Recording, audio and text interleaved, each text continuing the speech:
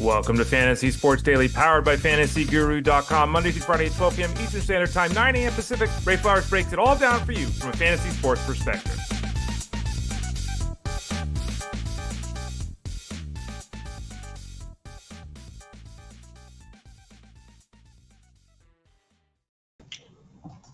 Hey there, everyone. Ray Flowers of FantasyGuru.com. Hope you are doing well. Hope you had a nice weekend. Hope things are copacetic. Hope things are positive. Hope things are rocking and rolling in your world, wherever that might be. I am Ray Flowers of FantasyGuru.com. The show Fantasy Sports Daily here, powered by FG, is available Monday, Tuesday, Wednesday, Thursday, Friday at about 12 o'clock Eastern Standard Time. For those of you that are new, welcome. For those of you that are returning, thank you for coming back. This show is a free show Monday through Friday. We go about an hour each day. We have guests on Tuesday, Wednesday, Thursday, Friday. On Mondays, it's myself, Ray Flowers, solo. You can follow me on Twitter X, on Instagram, on Threads, on Blue Sky at The Ray Flowers. And you can find me here Monday, Tuesday, Thursday, Friday. I'm not here on Wednesdays because I'm over with Jeff Mans on the Elite Sports Show on Wednesdays. Might have a little change this week, but we'll keep you updated depending upon how things go. Justin Festerman's traveling a little bit, so we'll see how his schedule plays out. But normally it's me Monday, Tuesday, Thursday, Friday. I'm with Jeff on Wednesdays. The Elite Sports Show is Monday through Friday at 3 to 6 p.m. Eastern Standard Time, and I'm there with Jeff on Wednesdays. A lot of big things coming up here. A really busy week next week, starting, February 25th? Is that the first day of the week? February 24th next week. February 24th next week. Busy week next week. Draft day for me is February 25th. I've got Tout Wars and the FSGA, I believe. So we'll be talking about those drafts on the show. We'll obviously have write-ups about them, or probably have write-ups about them over at FantasyGuru.com as well. So lots of discussion about my teams in that week.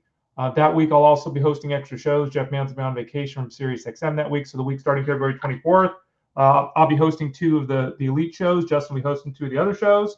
I'll also be on Saturday and Sunday on SiriusXM breaking down the labor auctions, the AL and NL. So for those of you in AL and NL drafts that want a little bit more information, I think it's March 1st and March 2nd, if I'm not mistaken. I'll be on SiriusXM breaking those down. What are we talking about on the show today? Well, let's throw it up on the screen. We got pitchers, we got hitters, and we got the draft guide to discuss. For those of you that are following us live or even watching on demand, you can always see and hear the show at youtube.com/@ElitePlusNetwork. youtube.com/@ElitePlusNetwork. There's also facebook.com/FantasyGuruHQ. And on Twitter X @FantasyGuruSite. And all three of those spots, you can leave a question. You can leave a comment. You can also watch the show live. But if you're there live watching, you can leave those comments and questions. We'll address them throughout the show. You can also find us on your local podcast network, Pandora, Spotify, Apple Podcasts, YouTube Music, all of those spots. Type in Fantasy Sports Daily. And then, of course, you can go to FantasyGuru.com and just click that little tab at the top of the page that says Elite Plus. And that'll take you to all the shows, including this one, if you want to catch those on demand. As you can see there on the screen with our rundown, bunch of pitchers to talk about, bunch of hitters to talk about. And I want to spend a little time, not a lot, a little bit of a sales pitch, okay? But you can always go to FantasyGuru.com, click that subscribe tab in the top right corner. Send a note to support@FantasyGuru.com if you got a question about any of our products. Remember, by the way, we talk all the time here on the show about baseball and football, but we've got all the other products available over at FantasyGuru.com. Sign up for the MVP plan if you want. I don't know if the 60% discount is still active or not. It might have only gone through last night. You can try.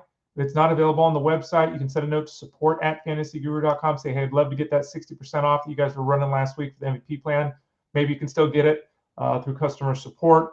That's basically MMA, PGA, NASCAR, horse racing, college basketball, NHL, basically everything that's not fantasy football or fantasy baseball.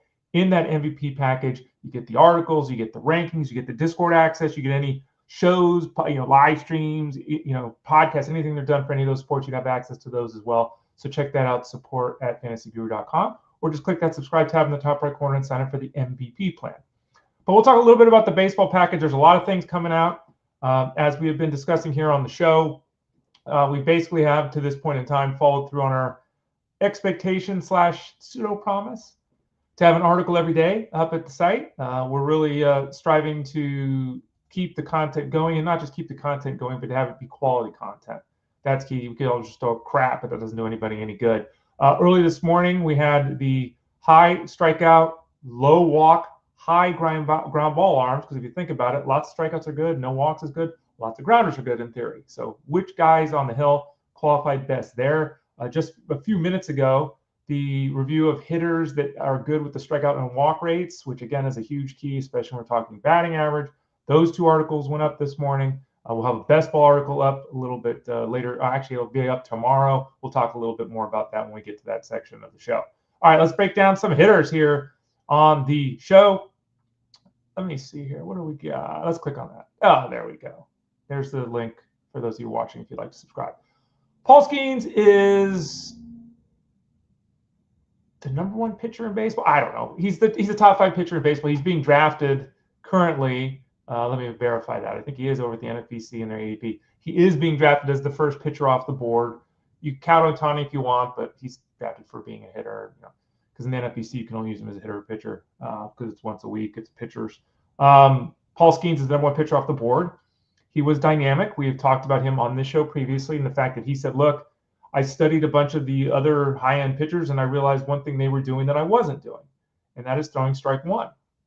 So he is, for what it's worth, going to refocus and try to get ahead more. Now, I say this all the time, and it's stupid and simple, much like walks are bad and strikeouts are good.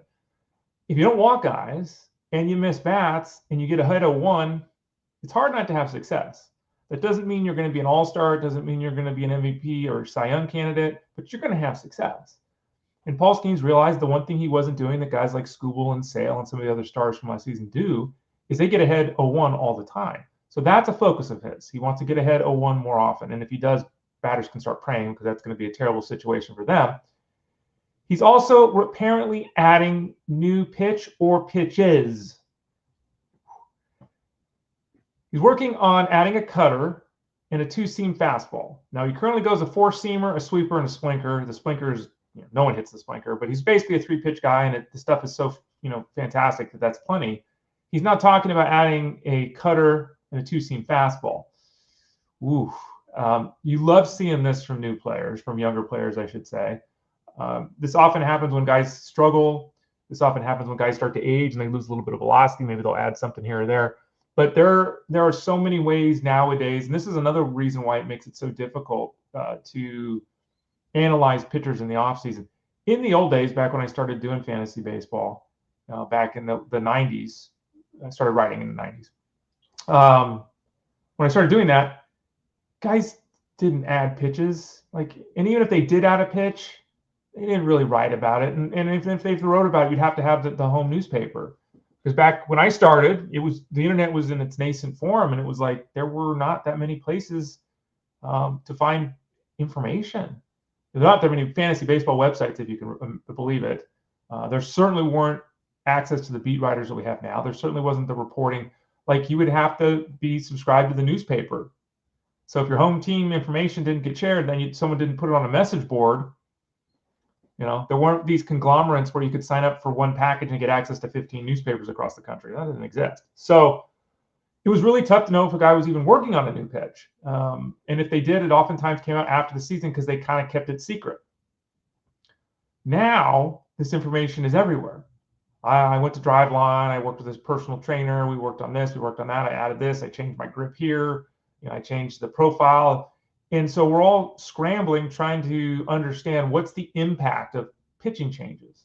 What's the impact of a mechanical tweak? In theory, if Paul Skenes dominates with 3 pitches and these other 2 pitches are just average, they don't have to be good. They just have to be average. Like I said, more power to the batters. How the hell are they going to hit them? Now, are these new pitches, the cutter and the 2-seam fastball, are they going to stick? Are they going to be show-me pitches where he throws them 4 times a game and it doesn't, And it's different if it's Paul Skenes because we already know his other 3 pitches are dominant. What if it's a mid-level pitcher and we hear he's overhauling his mechanics? We heard that he's worked on his pitch shape and his release point. It is really tough, much tougher than it used to be to figure out what's going on with pitchers. Because we hear all this information, we want to, obviously, if you throw a pitch effectively and it's a new pitch and you're adding it to an already effective arsenal, how could that not be a good thing? Right? Especially if you have a lefty-righty split or something like that and you're working on to combat that. So In the case of Skenes, it's great information to have. Doesn't change his outlook. He's still, again, a top guy off the board. But it is something to keep in mind when you read these storylines about pitchers and them adding stuff to the repertoire. Shohei Ohtani, we talked about last week, who is not expected at this point in time to pitch in camp, any games in camp. Did throw 14 pitches, all of them fastballs on Friday last week. It was his first spring training bullpen session, and things look good. He was about 93 with his fastball, a little bit low, but that's fine. Pretty good. So the kind of hope is that, sometime in May he'll pitch. Given what we have heard with the Dodgers, given his importance to the team, given what their goals are, given the volume of pitchers they have, I'm starting to get less and less bullish on Ohtani as a pitcher. I was hoping for 120 innings this year, and maybe he still gets there, but I don't know. So I don't know. It really depends. One Ohtani, two Ohtanis. Change your lineup daily, once a week. Like, there's all these permutations with Ohtani. The number one reason you're drafting him, obviously, is his offense. If he pitches and has success in 15 starts or 18 starts, that's great. But I think, obviously, the Dodgers are going to be pretty careful, though. Good to see him taking that first step toward getting back on the mound after that elbow surgery. Brandon Woodruff's coming back from the shoulder injury. We talked about this last week. He went out on Friday and saw about a 2-minute clip of him talking after he threw, and he was like, this one better than I thought, which is great to see, great to hear. He's going to, get back out there on the hill the next day or two and do it again. And, we'll see how it goes with Woodruff. He didn't pitch last season. We don't know exactly when the anticipated return in season is going to be this year. I guess they're hoping opening day, but let's be realistic about that. He threw for hitters for the first time on Friday. So even if he's ready to go at the start of the season, what's he going to be throwing 65 pitches? After coming back from the surgery and all the missed time, Woodruff, if he throws 160 innings, cartwheels. Like, if he throws 140 innings, I think they'd be very pleased. So we're trending upward with Woodruff. He's somebody that we're going to have to, consider starting to bump up our draft boards a little bit. But do yourself a favor if you draft Woodruff at whatever level of the draft. If you make the decision to roster him, make sure that you are building some depth on the hill, because it's a real uncertainty. Same thing with Ohtani, right? If you're drafting these guys to be pitchers, great to have them. But make sure you keep adding depth on the hill, because it's really difficult to look at a guy like Woodruff and think he's making 27 starts this year, as an example. We'll see, but very difficult. We talked about it on this show because there was a report about it that we shared on this show. I didn't make this report up. Jon Gray might move to the bullpen, and Jon Gray might be the closer of the Rangers, right? We talked about this. Well, Jon Gray shows up to camp, and I guess they stick a microphone in his face and say, hey, what do you feel about this? What do you feel about this move to the bullpen? And Jon Gray said, no one at all from the Rangers ever talked to me about becoming the Rangers closer. So, we'll see how this develops. As we have talked about with the bullpen, with the Rangers, Chris Martin seems to kind of be the guy right now. And he's almost 40 years old, and he's never been a closer before. He's been dynamic the last couple of years, but a 40-year-old has never been the closer before. Well, he's 38, 39, wherever he is. He's never been a closer before, But as we've also discussed, we were talking to Cody Bradford last week, I think it was Friday, the Rangers have options in the starting rotation. Rocker, Leiter, Bradford. Jon Gray is just the guy as a starter. Like, he's never developed to the point where you can feel confident with him taking the ball every 5 games. He's just a dude. He's frequently injured. Moving to the bullpen is not the worst idea in the world with him anyway. So we'll see. But really interesting. He basically said, I have no idea what that was about, even though there was a report out there that let me look that up just to make sure. You might be wondering, what is going on here? Who said this? Let's see here. Let's pull it up. Evan Grant of the Dallas Morning News reports the Rangers have had internal discussions about using Jon Gray as the closer. So either Grant's sources were wrong, or the internal discussions they had about moving him to closer never became external conversations that they shared with Jon Gray. Interesting scenario. We'll see how that one plays out. Shane McClanahan, who we talked about last week as well, coming back from his Tommy John surgery. I think it was October of 2023? So he's like 17 months removed. He's hopeful of throwing 150 innings this year. I don't know if that's realistic or not, but that's kind of his hope. The interesting thing is the Rays have already said he's our opening day starter, Well, they must have no concerns about it. They're not going to have, let's be honest about this. They're not going to put him out there if there's any kind of setback or hiccup. They're also not going to name him the opening day starter if they think he's only going to be ready to throw 45 pitches on opening day. So it really does sound like the Rays fully intend and have the belief that McClanahan is going to be able to basically have a normal spring and head into the season as the guy on the hill, the number one. And they've got a, potentially really impressive lineup through the Rays on the hill. You've got McClanahan, Taj Bradley, Ryan Pepiot, Zach Littell, Shane Baz, Drew Rasmussen's hanging around. I guess Littell and Rasmussen both, because I can't imagine a scenario where Shane Baz isn't in the rotation. So yeah, I mean, this is really interesting. And Shane McClanahan, as we talked about last week, is likely to see his value increase in the draft because this news, you don't name a guy again starter on opening day unless you're really confident. His ADP right now is 129 overall. If you look at the NFBC's ADP for the month of February, that's 68 drafts in all of their different draft setups. So there's a lot of differences. So let's see if I go to them. Have they even started it yet? Haven't started the main event yet. Draft champions are 13 drafts. The RotoWire online draft 15. High stakes leagues, haven't started those. So yeah, it's a mixed mash basically of drafts over there. But 68 of them in the month, and they've got McClanahan coming off at about 129. This is interesting. We talk a lot about salaries on this show. It's one of the big things of the offseason, right? Who's signing where, what the contract is. And it just goes to show you how weird the system is set up. Kirby Yates, who's approaching his 40th birthday, was excellent last year. I believe he got $13 million from the Rangers on a one-year deal. Would you rather have the $13 million 1 year, almost 40-year-old Kirby Yates, or Cole Ragans? Well, of course, everyone, including the Rangers, including especially the Rangers, even the Dodgers, everyone would rather have Cole Ragans. But because Ragans hasn't gotten to free agency, because he's had so many injuries over there, he barely has 2 years of service time. So he signed a 3-year deal for $13.25 million, which, given where he's at in the arbitration process, everything's pretty good. It's a fair deal for him, and certainly for the Royals. He's not a free agent until after 2028, so he'll get these 3 years, and then free agency will come. He'll be 412 years old. His arm will probably blow up again. It's tough. It's a tough scenario, but yeah, he's getting paid the same amount of money roughly as Yates is on a 3-year deal instead of a 1-year deal. He's a starting pitcher. He was terrific last year. He's younger. He's got a brighter future, and he's making a third as much money. Just how it goes in baseball. Chris Paddack. Chris Paddack is interesting. We talked about Chris Paddack last week, and the position of, he's basically league average, but he's going into this offseason, though he had last season curtailed because of health at the end of the year. Didn't have to have surgery, didn't blow anything out, had a pretty normal offseason in terms of his recovery and his throwing and all that. He told reporters that he says, I'm trying to throw 200 innings this year. And while there's no chance he throws 200 innings this year, I love the attitude. He's never thrown 145 innings in a major league season.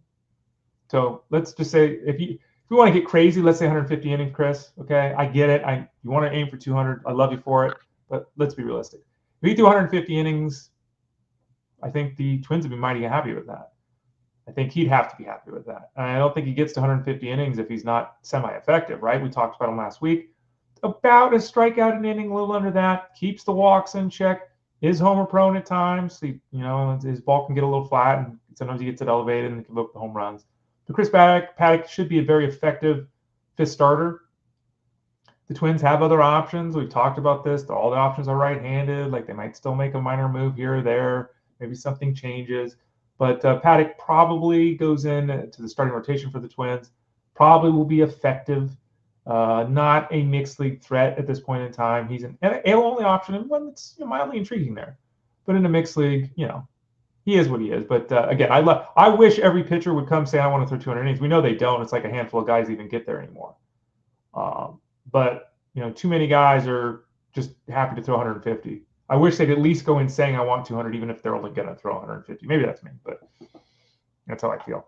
Before we talk some hitters, I wanted to talk a little bit about the draft guide over at fantasyguru.com. So let's pop that up on the screen now. You can see at the top of the page, fantasyguru.com/2025-MLB-draft-guide. That's the homepage. Make sure you bookmark that. Sometimes people say, hey, Ray, I can't find this or I can't find that. Bookmark that page.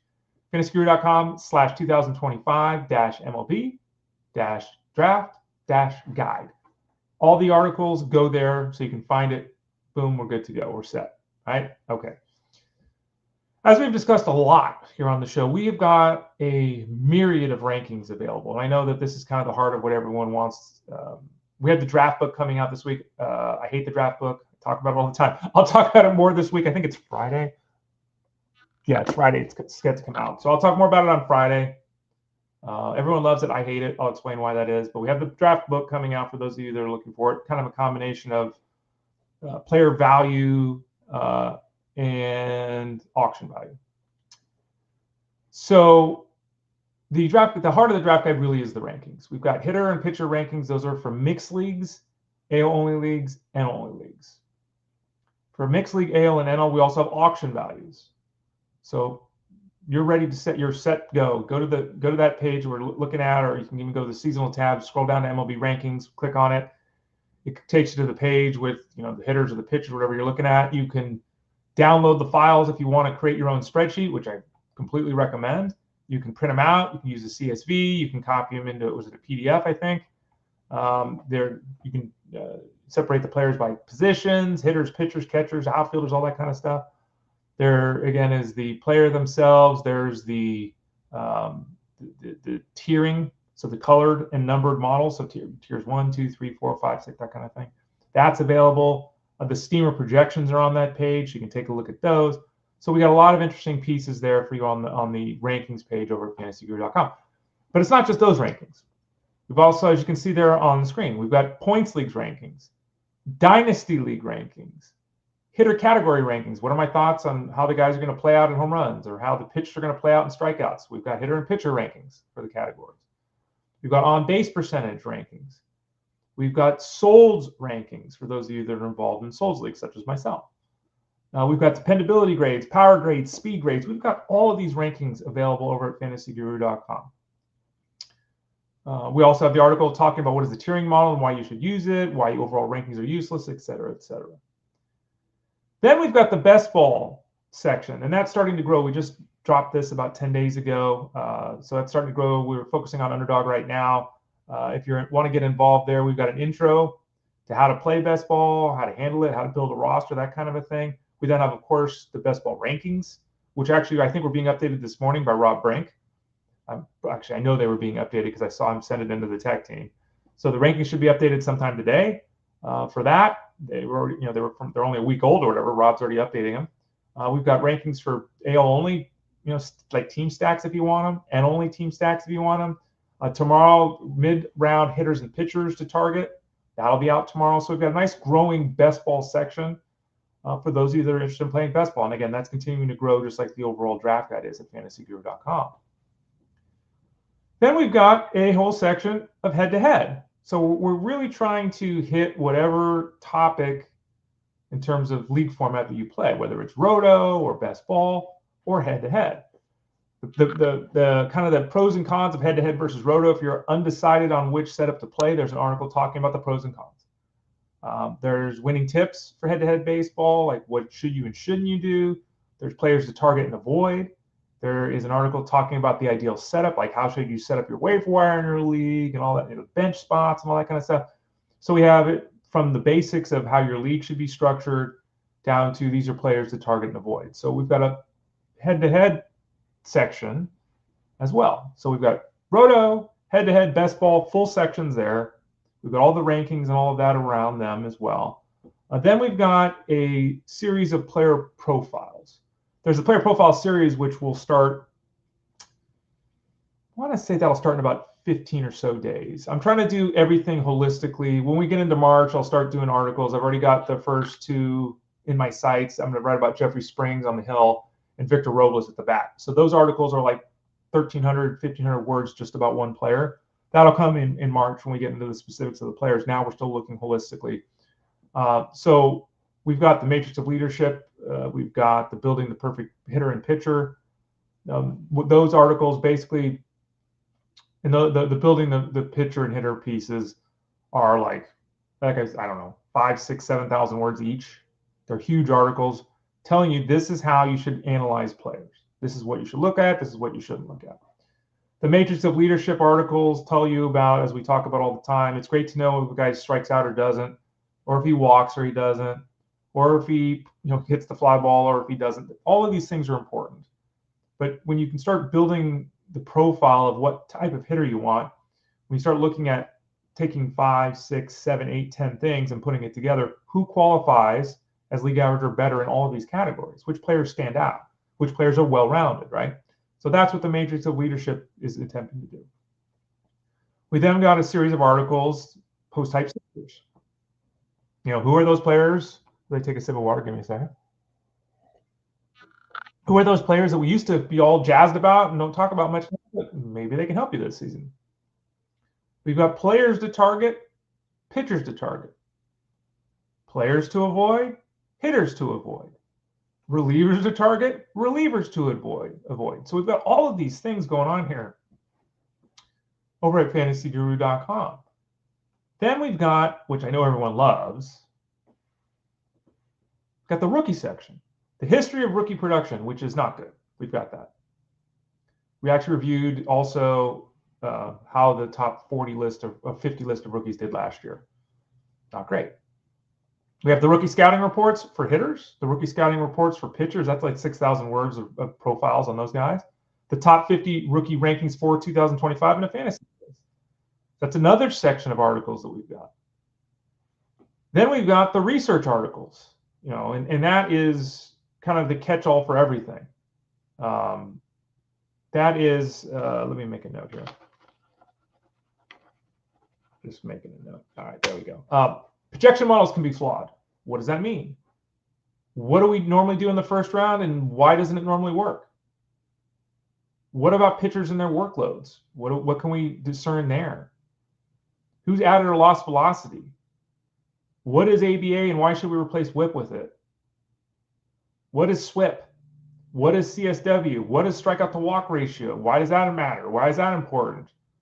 We have all of these different articles. This week we have kind of the StatCast week.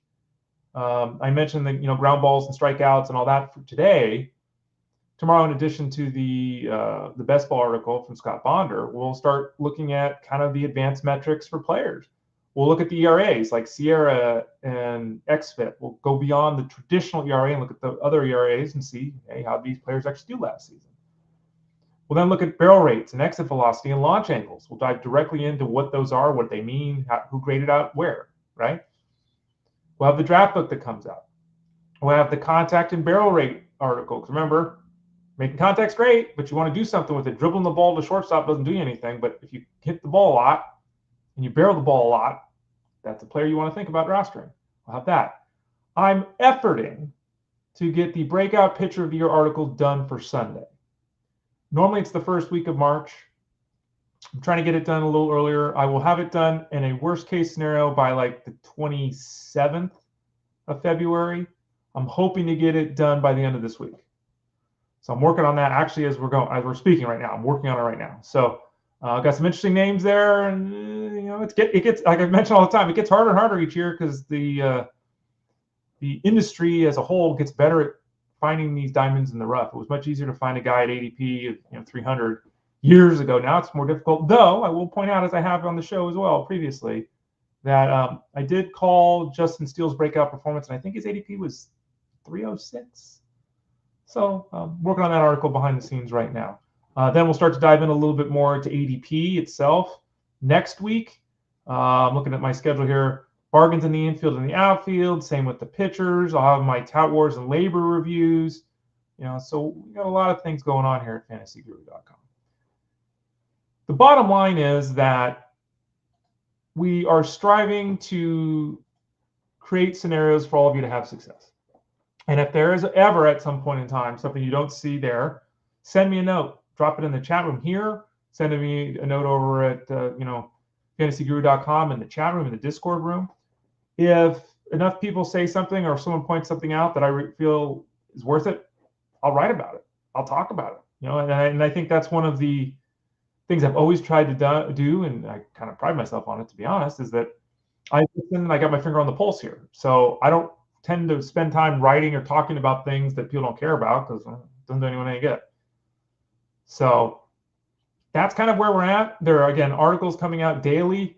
If I pull up this schedule here, I'm looking at things, updating the points rankings, the draft book every week, more information on infielders and outfielders, guys that are too costly in ADP, the perfect draft if you take pitching early, the perfect draft if you take pitchers in the middle section of the draft, the perfect draft if you wait on pitching. How do you actually build the perfect team if you take pitching early, middle, or later rounds? I did this last year for the first time. I got really good results. We'll try to do it again this year. I'll actually put a team together. I'll pull up ADP, and I'll draft the team based upon ADP, where we don't take a pitcher at the start, where we take pitchers at the start, where we don't take pitchers at the end, and we'll see how it goes. So it'll give you kind of examples of what, according to ADP, at least their suggestion, what may or may not happen if you do pitching early or the rounds in the later round. Then, as I noted, tons of player profiles. The last at least half of the month of March is just going to be player profiles. So it's just going to be day after day after day of player profiles. So those are coming for those of you that are looking for that. So a lot going on there. So if any of this sounds good to you, and I hope it does, again, subscribe tab in the top right corner at fantasyguru.com. Send a note to support at fantasyguru.com. And we'd be happy to have you there. Great community there, a great series of writers there. I think we're going to have a great product again this season. We'll have the seasonal product, we'll have the DFS product, we'll have the wagering product. You can get all three of them if you want. You can get two of them if you want. You can get one of them if you want. Do whatever the hell you want. We're here to help you out. So if you like baseball, we'd like to welcome you to fantasyguru.com and hope you'll take advantage of what we have to offer moving forward. All right, let's talk some pitchers. Or excuse me, some hitters. We talked to pitchers. Let's talk some hitters. Let me throw that back up on the screen now. Let's see here. Alex Cora, who just got Alex Bregman, the Red Sox manager, who has been hinting all along, everyone's been hinting all along, that Alex Bregman was going to play second base if they signed him. Now says, maybe he'll play second base, but I'm not sure yet. Again, to me, this is just a report that can't mean anything. I can't imagine Alex Bregman signed a contract with anybody, even though they paid him $120 million technically over 3 years. I can't imagine he signed a contract not knowing where he's going to play. He's a third baseman. They've got Rafael Devers they gave $300 million to. Who's their third baseman? Alex probably said, am I going to take over his job? And if I am, is he going to be okay with that? Or are you going to put me at second base, as I've been hearing in the rumor mill? I'm sure they worked that out.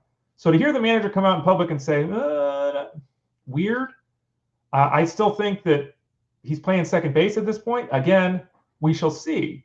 Now, we talked about this when the signing occurred. The addition of second base to his third base eligibility in the fantasy space is big. That corner and middle infield, I mean, he'd qualify at 4 positions technically, right? Middle infield, corner infield, second base, third base. That's really important. And it's really big in the fantasy space because of all the injuries we have to deal with. And it's a great thing if you're drafting your team and you're putting the squad together, feeling confident that Alex Bregman's going to pick up, second base eligibility in the third week of the season. That allows you to build your team differently. So it's a big deal. I imagine they will have to make that. They'll have to make the call here soon if they've made the call happen. Does that make any sense to anyone besides me? Are you really going to sign this guy and take the opportunity to piss off your franchise player, Rafael Devers? And he's playing second base is my guess. But who knows? Maybe they'll make a trade. Maybe there's been rumors that they'll trade Tristan Casas. If they do that, well, then they would, I guess, shift over Devers to first base. Maybe they move on from Masataka Yoshida, who they signed to a big contract, but then who's kind of just he's not a good defensive player, and his offense is okay, but as a DH, it's kind of subpar. Maybe they trade him, but they'd have to eat money to trade him. He did say that Cora did that Bregman will hit in the top third of the order, so it's either going to be Duran, Bregman, Devers, or Duran, Devers, Bregman. Maybe Devers and Duran hit first and third and put the righty Bregman in between them. I don't know, but we're hearing he's going to hit in the top third, which is what was expected. So as discussed the other day, the offense should be really good for Bregman, but the position, I guess, a little bit up in the air at this moment in time. Christian Yelich, we talked about him Friday, I think it was, is back, and I said, look, he's missed this time. He's had this time in the offseason to recover from his back surgery, and hearing these reports that, oh gosh, they're not sure about opening day. Well, Christian Yelich came out, and I saw the 3-minute clip of him too talking, and he basically said, I'm going to play opening day. He didn't really understand why GM Matt Arnold threw out the suggestion he wasn't going to be ready for opening day, because not only does Yelich fully intend to be playing on opening day, he says there's no reason to think I can't play opening day. Like he was very, very much of the opinion that the story that he wasn't going to be ready for opening day was kind of nonsensical. Great to hear that. I think that, as we discussed with Yelich, he's done something that's rather remarkable. He's played through back injuries and still stolen bases. And that's always something with Yelich that you have to be a little bit concerned with, because Yelich is a fine offensive player. He continues to be a fine offensive player. Last season, he hit .315 with 11 home runs. He only played half the season. He played 73 games. He basically was on pace to go .315, 20 home runs, 80 RBIs, 80 runs scored. It's a really good season. Stole 21 bases. Now, there's a huge difference between him hitting 22 home runs and stealing 40 bases and hitting 22 home runs and stealing 13 bases, right? So, he's not going to hit .315 again. I think it's fair to say he's a .270 hitter at this point, or a .265 hitter, or whatever it is. So, those steals are huge. I think it's reasonable to say 15 to 20 home runs and 20 steals. I think that's reasonable at this point in time. But again, that's expecting him to play 130 games. And who do you believe? Do you believe the GM? Do you believe the player? Do you believe them both, in the sense that there's some concern about his opening day, though they think he's going to make it? Does it matter if he's available on opening day, whether he's there or not? Does that change your opinion on Yelich playing 135 games? Yes or no? So Yelich, who is 33 years old, who still has this huge contract that pays him through 2028, will be effective when he's on the field. The question is, how long and frequently will he be on that field? Mike Trout, another guy that, I had a question in the Discord about Mike Trout this morning. Someone wanted to trade him because they're looking to rebuild a little bit in the Dynasty League, and it's kind of like, this is the absolute worst time ever since Mike Trout became a professional player ever. This is the worst time in 14 years to trade Mike Trout.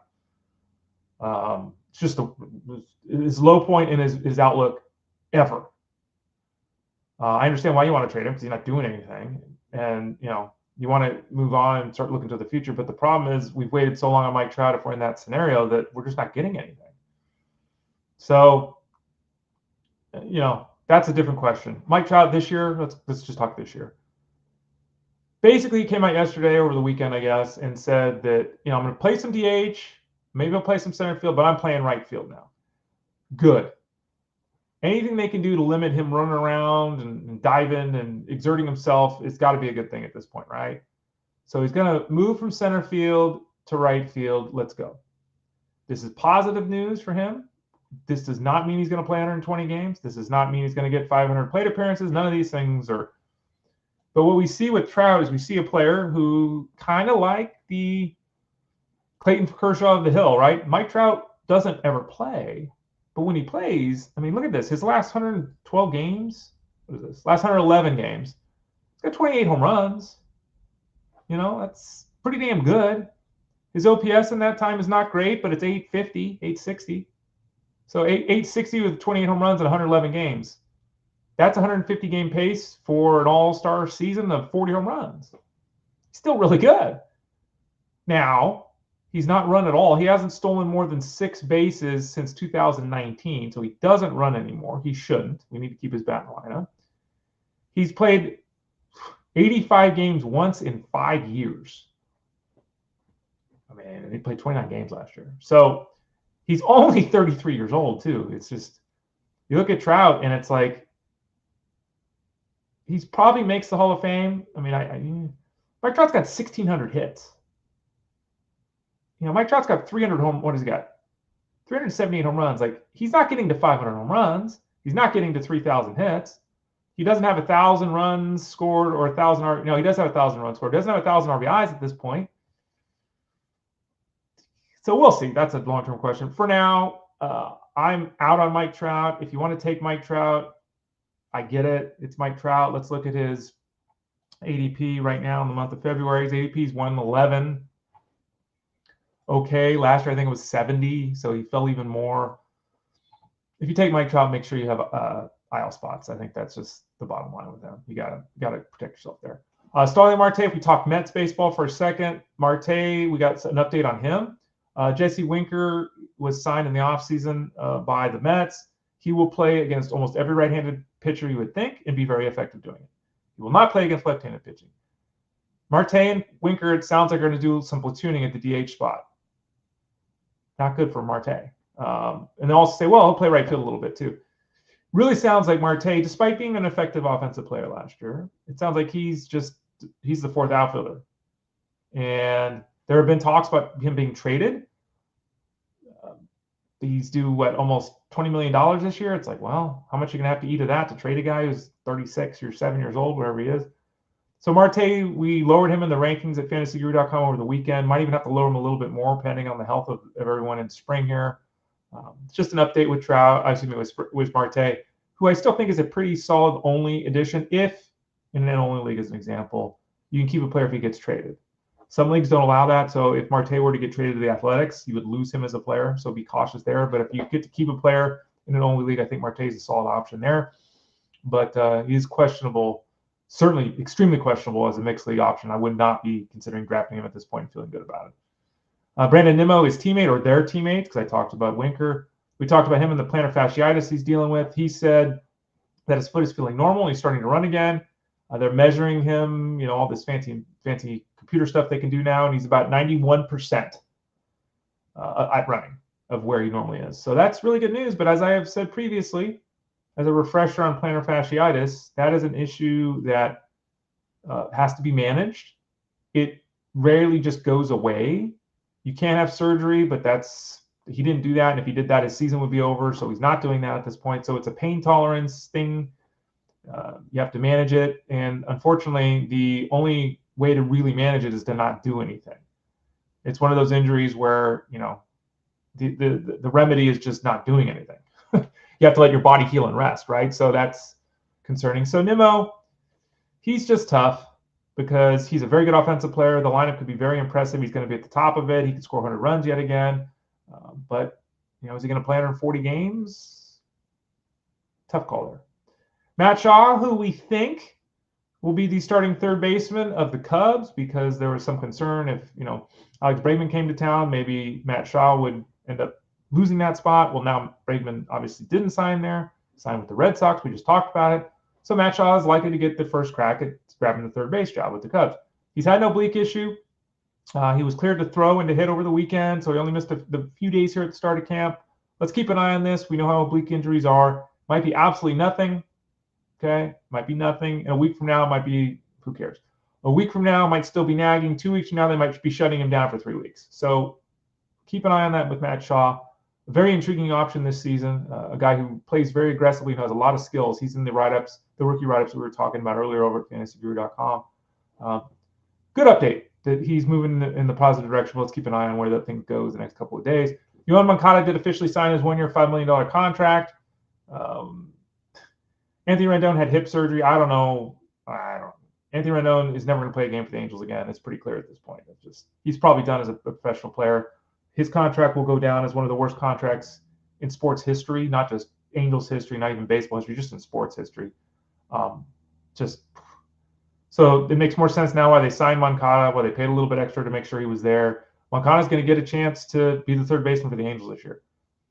He's a league average performer. He has been for years. He had that one standout season that we profiled when he signed initially, or the news came out that he was signing. I'm not drafting him in a mixed league. Don't think you should draft him in a mixed league, but he's going to get an opportunity to play. And in league onlys, he's got a chance for 500 plate appearances if he can stay healthy.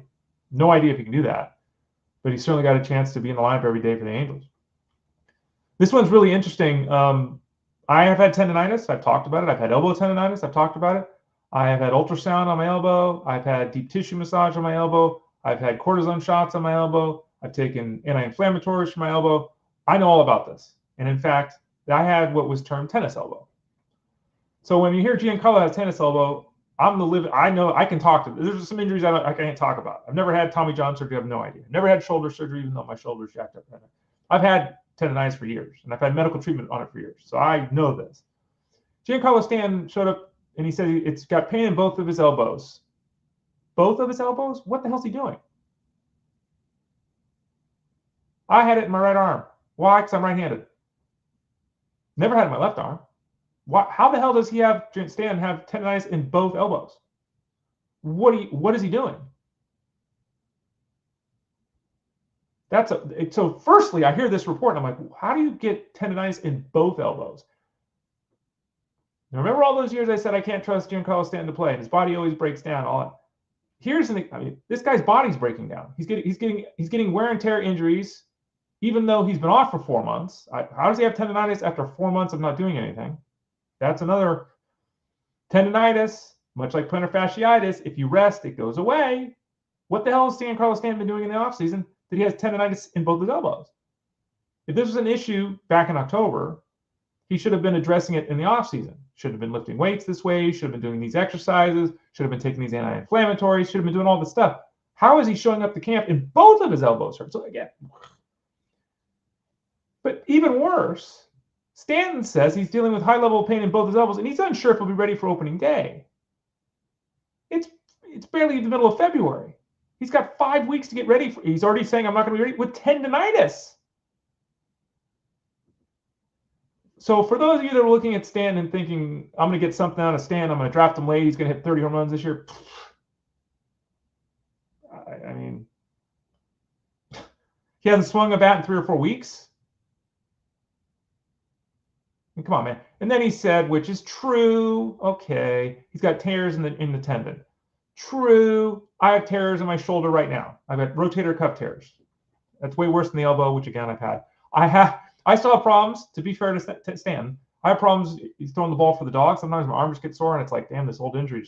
So I'm not saying you can't have tennis elbow. I'm not saying it's not painful. I'm not saying I don't understand. What I am saying is, how is it in both elbows? Why is it here after 4 months of being off of baseball? And how are you already saying you're not going to be able to play in 6 weeks? You don't play defense anyway, Stan. All you do is swing a bat. This motion is nothing like this motion. So I don't know what's going on with Giancarlo Stanton. I don't know. But anyway, he's off. He should be off your draft board. I'll just put it that way. Finally, Bichette. Bichette says that, he was kind of told the Blue Jays and he were going to kind of talk about a contract, and it hasn't happened yet. He was very open and said, look, I understand they want to talk to Vlad first. And he said, they haven't done that yet to completion, so I'm probably next, So he was very reasonable when he was asked about this when he showed up to camp. But that's going to be a very interesting negotiation, because Bichette was, for 3 years in a row, an all-star caliber offensive performer. And he was a fantasy star. He turns 27 next month. He's not even 27 years old yet, right? And he had 3 really good seasons. And then last year was just brutally awful. It was just awful. He was hurt. He was messed up. His OPS was in the 500s. He was terrible. He did have surgery in the offseason, right? Fractured right middle finger. That's been fixed. That should not be something that lingers and all that kind of stuff. So a negotiation with Bichette in the Blue Jays, it's kind of like we were talking about with Trout earlier. This is the worst time for Bichette to sign a long-term contract. The worst, because if it was after 2021 or 2022 or 2023, he's going to sit here and say, look, I've been an all-star basically 3 years, hitting 300 with 20 home runs. Pay me. I'm 25 years old. I'm 24 years old. Last year was disastrous. He does have an $11 million contract through this year, and then he becomes a free agent. So this will be, is it a game of chicken? And if it is a game of chicken between the Jays and Bichette, and they don't negotiate with him, and he starts out hot and he's hitting 300 and got a 400 on base percentage, which probably wouldn't happen. He's hitting 300 with a 350 on base percentage.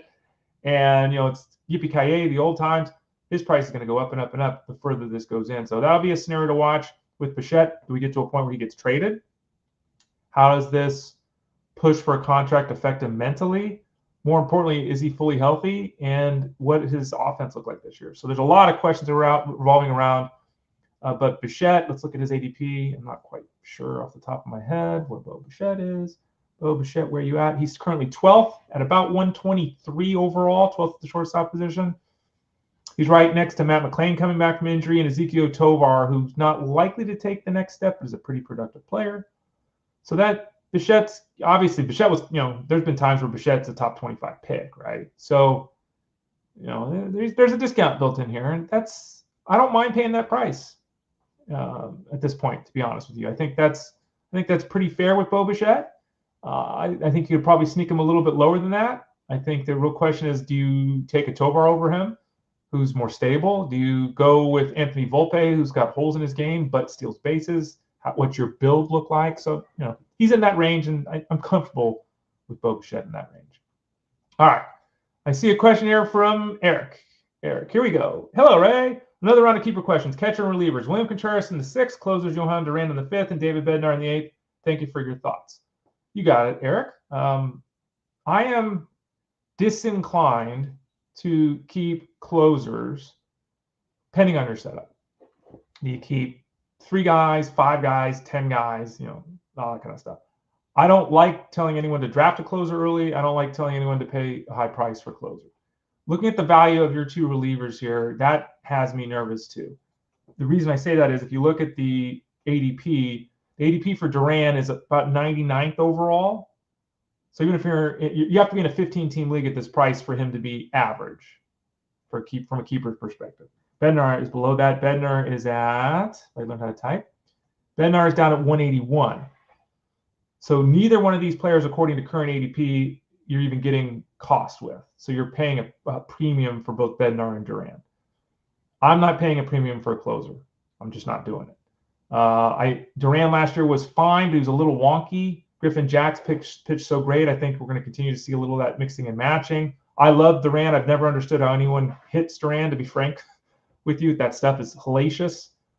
I'd love to have Duran as my, I wouldn't love. I'm totally comfortable, I guess I should say, with Duran being one of my guys I lean on as a reliever. The 5th round is just too high of a price. Bednar is a guy that I don't know if he gets traded. Last year was a mess. There's only a 3-round difference here. I don't want to keep him. I'm not keeping either of these guys unless I have to at the price. Contreras is your best keeper. Contreras has got an ADP. I think his ADP is inside the top 30 overall. Let's pop that up real quick. William Contreras' ADP is 23.5. His ADP is inside the top 25. He's basically being taken at the end of the 2nd round. So we do have value here. I wrote an article, players to target, 2 articles, players to target and avoid, and one of the players I put in the avoid article was William Contreras. Why? Ray, that's stupid. Maybe. Ray, don't you have William Contreras as your top catcher? Yes. Why is he in the not draft column? Because I'm not paying 2nd round draft capital to draft a catcher. I'm just not doing it. That doesn't make any sense to me. There's too many other players at that point. I mean, look at the players around him. And, the catcher obviously has risk because you're a catcher, number 1. And number 2, even if he's healthy and the best catcher, he's not running. This is not JT Realmuto from a few years ago stealing 18 bases, right? So look at the ADP right now.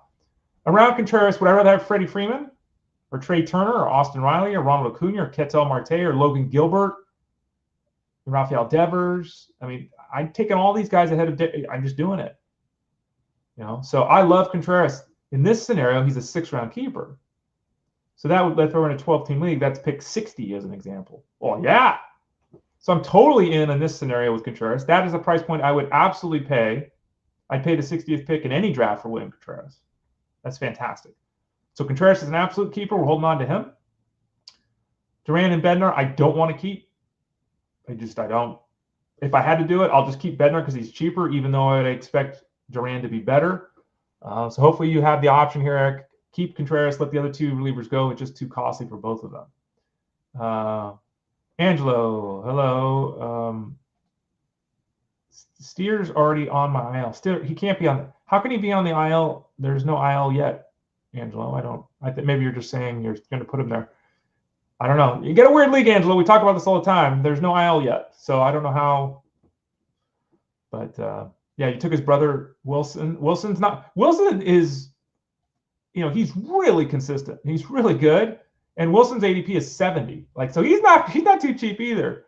Yeah, well, I don't know. You can't be on IL when there's no IL to be on. So I don't. Okay. Okay. I love how these leagues are set up sometimes. But yeah, Wilson Contreras is a really good target as well. Angelo, he's a solid option. His cost at 69, 70th overall. Yeah, that's.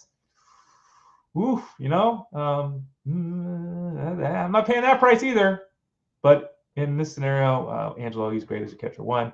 Eric says, thank you. If you started questions later this week, we're happy to answer those here on the show. Also, I'm always happy to answer your questions and comments over at fantasyguru.com in the Discord. I check multiple times every day. So you can leave a question in there. We'll get you an answer. Go to fantasyguru.com, click that subscribe tab in the top right corner of the page. We'll get you taken care of. Remember, you can get the seasonal baseball product, the DFS baseball product, the wagering baseball product, all 3 of them, 2 of the 3. Send a note to support at fantasyguru.com. Click the subscribe tab in the top right corner. And if you need some action right now, the MVP plan, which basically is everything but football and baseball, is available right now. Send a note to support at fantasyguru.com. See if they can give you that 60% discount. Maybe you can get it for another day. It's supposed to end yesterday. Maybe you can get it for next day. That's NASCAR, PGA, MMA, horse racing, basketball, hockey. All of those sports are in the MVP plan, so check that out over at fantasyguru.com. So thanks for the show today, everybody. Really appreciate you joining me today. Tell a friend for the free show. Go over to fantasyguru.com, pick up one of the products, all the products, get the all-in VIP platinum, and get everything we do. Just end it. Get it all over at fantasyguru.com. Happy holiday to everybody. Hope you have a good day, and we'll see you back here tomorrow at 12 o'clock Eastern on Fantasy Sports Daily, powered by fantasyguru.com. Take care.